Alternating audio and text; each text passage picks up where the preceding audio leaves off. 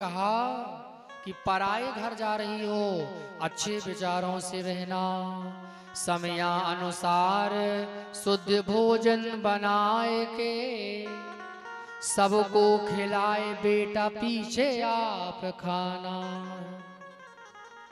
पासवा पड़ोसन का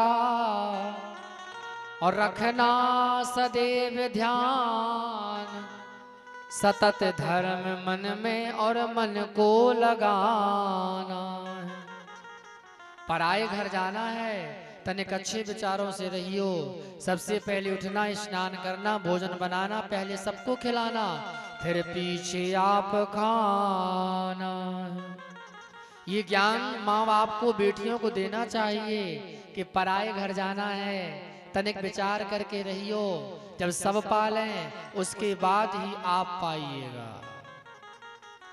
पर आजकल की माताएं बहनें अलग का ज्ञान दे देती हैं। आजकल के माँ बाप, आजकल की कुछ माताएं बहनें अपोजिट सा ज्ञान देती हैं। बेटियों से कहती हैं कि चिंता मत करना, लाडली सुता अब जाए के पराए घर, और कबहू किसी की तुझे धमकी में न आना है। देवर देवरानी जेठ ससुर और सास ससुर, लड़ने से काहू से पीछे नहीं रहना है। आजकल की मम्मियां बोलती हैं, हो के बेफिक्र खूब खाना और पीना, और विपत्ति पड़े तो हमें फोन लगा देना है। दब के ना रहिए, और मेरी बेटी ससुराल में एक बात कहें तो ही सैकड़ों सुनाना है। जाना, खूब खाना, खूब पीना, बढ़िया मोटे होके सो जाना।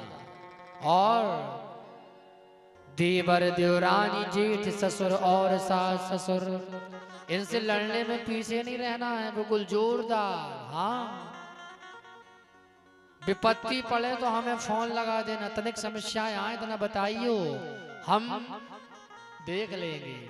आज की दुनिया में 75% बेटियों के घर इसलिए बर्बाद होते हैं कि शादी होने के बाद भी माताएं बहनें ज्यादा इंटरफेयर करती हैं। ज्यादा इंटरफेयर नहीं करना चाहिए। क्यों? पिता के घर से बेटी की डोली निकलती है, पति के घर से अर्थी। अब एक बार ब्याह दिया, जैसा जीवन साथी भाग में बदा था मिल गया, अब उसमें विचार करने की बात नहीं है, क्योंकि कर्मों का फल है। जो जैसा करता है उसको वैसा पति और पत्नी मिलती है। कहते हैं अच्छा पति भी अच्छे भाग्यों से मिलता है, और अच्छी पत्नी भी अच्छे भाग्यों से मिलती है। इसलिए भगवान करदम ने 9 बेटियों को उत्पन्न किया, जन्म दिया। माता देवहूति ने आखिरी बार एक बात कही, बेटियां तो विवाह होने के बाद घर चली जाएंगी, कोई पुत्र रत्न की प्राप्ति कराई। 10वीं बार माता देवहूति के गर्भ से भगवान कपिल देव का जन्म हुआ। बोलिए कपिल देव भगवान की जय हो। कपिल देव भगवान ने माता देवहूति को सांख्य शास्त्र का ज्ञान दिया। माँ, संसार में अगर सुख चाहती हो तो जीवन अच्छे से जीना होगा। क्यों? ये संसार है, संसार में सुख तो किसी को नहीं है, फिर भी जन्मे हैं। अगर संसार में सुख चाहती हो तो इच्छाओं की पूर्तियों को बंद कर दीजिएगा। क्यों? जीवन समाप्त हो जाएगा, इच्छाएं समाप्त होने वाली नहीं है। इसलिए भगवान कपिल देव अपनी माँ से कहते हैं कि माँ, जब जीव को मनुष्य योनि में जन्म लेना होता है, तब वह पुरुष के वीर कण में मिलकर स्त्री के पिंड में प्रवेश करता है। एक रात्रि में ब्लड में मिलता है, 5 दिनों में बुदबुद बनता है, और 1 महीने में अंडे के समान बनता है। किस प्रकार गर्भ में जीव का संचार होता है, भगवान कपिल देव अपनी माँ से कह रहे हैं कि माँ, संसार में जब जीव जन्म लेता है तो माँ किस प्रकार जीव माँ के पेट में बनता है, ये कथा भगवान कपिल ने सुनाई। भगवान कपिल यहाँ कहते हैं जब जीव को मनुष्य योनि में जन्म लेना होता है तो पुरुष के रक्त बीण कल में मिलकर प्रविष्ट में प्रवेश होता है और एक रात्रि में रक्त में मिलता है, 5 दिनों में बुदबुद, 1 महीने में अंडे के समान बनता है। दूसरा माह लगते ही नाखून, चर्म, त्वचा आदि रोगों का विभाजन होने लगता है।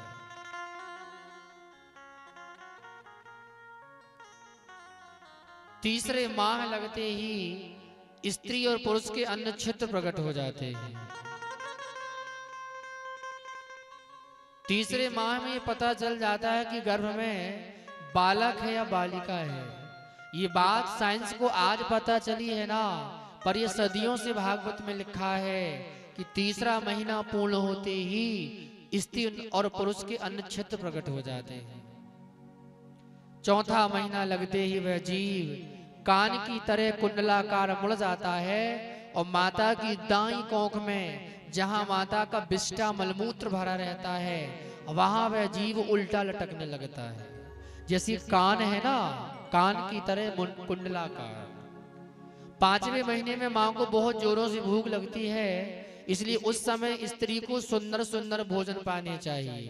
तीखे चटपटे पदार्थ बिल्कुल ना खाएं, क्योंकि ऐसा करने से जीव को बार बार कष्ट होता है।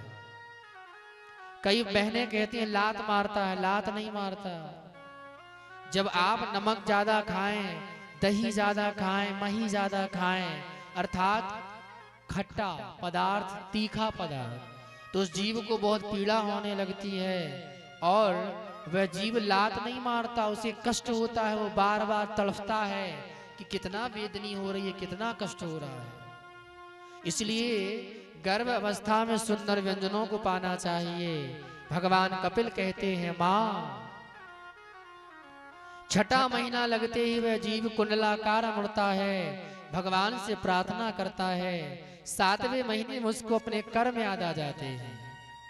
8वें महीने में जब मां भगवान से प्रार्थना करती है कि हे प्रभु, पीड़ा बहुत ज्यादा हो रही है, हमें गर्भ से बाहर निकालो, तो भगवान प्रसन्न हो जाते हैं और जीव पर प्रसन्न होकर के परमात्मा नारायण उस जीव को गर्भ से बाहर निकालते हैं।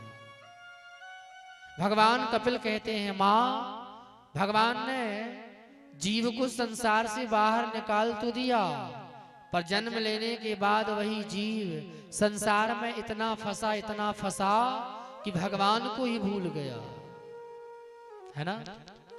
जिसने हमें भेजा हम उसी को भूल गए, तो ये तो उसी प्रकार हुआ, जिस थाली में खाया उसी में छेद कर दिया।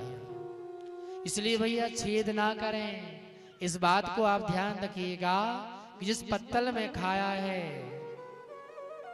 उसमें छेद ना करिएगा। जिनने हमें भेजा हम उन्हीं को भूल गए, तो ये तो उसी प्रकार हुआ ना। जब जीव गर्भ में रहता है तो भगवान से कहता है, और हमारे संतों ने भी बड़ी सुंदर बात गाई है कि माता के उदर में जब और डोल रहो तो तब कैसो लगो तो, अरे जननी की गोद में